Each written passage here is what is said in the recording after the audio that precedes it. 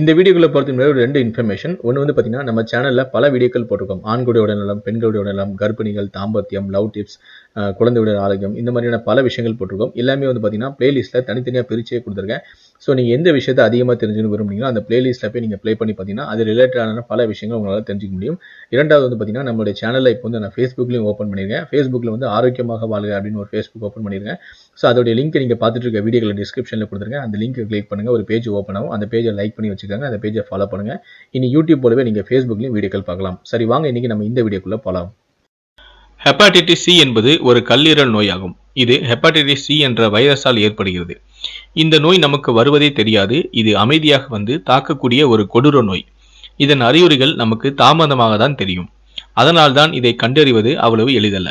இப்போ நான் வரக்கூடிய அந்த 5 அறிகுறிகளை பற்றி தான் சொல்ல போறேன். நம்பர் 1, பசியின்மை. இந்த நோய் வந்தவருக்கு பசியை எடுக்காது.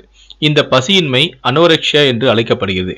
அப்படியே இது தீவிரமடைந்து வாந்தி, குமட்டல் ஏற்படும். இரண்டாவது, மூட்டுகளில் வலி மற்றும் தசைகளிலும் வலி.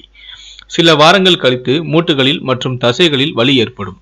இந்த அறிகுறிகள் தென்பட்டால் உடனே மருத்துவரை அணுகிவிடுங்கள். அடிக்கடி சோர்வு ஏற்படும். நீங்கள் என்னதான் முயற்சி செய்து உடற்பயிற்சி செய்தாலும் சோர்வு விடாமல் இருக்கும். இது உங்கள் கல்லீரல் பாதிப்படைந்ததை காட்டுகிறது. மூன்றாவது, இரத்த சர்க்கரை அளவு திடீரென குறைந்துவிடும். இரத்த சர்க்கரை அளவு குறைந்தால் உங்கள் உடலில் நலத்தை பாதிக்க ஆரம்பித்துவிடும். ஹெப்பாடைட்டிஸ் தொற்று இருந்தால் இரத்த சர்க்கரை அளவு குறைய ஆரம்பித்துவிடும். எனவே அடிக்கடி உங்கள் இரத்த சர்க்கரை அளவை கண்காணித்துக் கொண்டிருங்கள். தலைவலி வர ஆரம்பிக்கும். இந்த அறிகுறிகள் தென்பட்டால் நீங்கள் உடனடியாக மருத்துவரை அணுகிவிடுங்கள். நான்காவது, இன்சோமீனியா. இந்த நோயால் பாதிக்கப்பட்டவர்களுக்கு இன்சோமீனியா ஏற்படும். அதாவது கல்லீரல் நோய். இரவில் தூங்க முடியாமல் அவதிப்படுவீர்கள். இன்சோமீனியாவும் கல்லீரல் நோய்க்கான அறிகுறியாகும். எனவே போதுமான தூக்கம் இல்லாமல் அவதிப்படுவீர்கள். இதனால் அடிக்கடி இரவில் விழித்துக் கொள்ளவும் அடிக்கடி கனவுகளும் வரும். ஐந்தாவது, மஞ்சள் நிற சருமம். அதாவது கல்லீரல் அலர்ஜி ஏற்பட்டு பிலிரூபின் என்ற கெமிக்கல் இரத்தத்தில் கலந்துவிடும். இதனால் உடலில் நஞ்சுகள் உருவாகி சருமமும் மஞ்சள் நிறத்தில் மாற ஆரம்பிக்கும். இந்த மஞ்சள் நிறமானது உங்கள் கண்களிலும் ஏற்படும். கண்களில் உள்ள வெள்ளை பகுதி கூட மஞ்சள் நிறமாக ஆரம்பித்துவிடும்.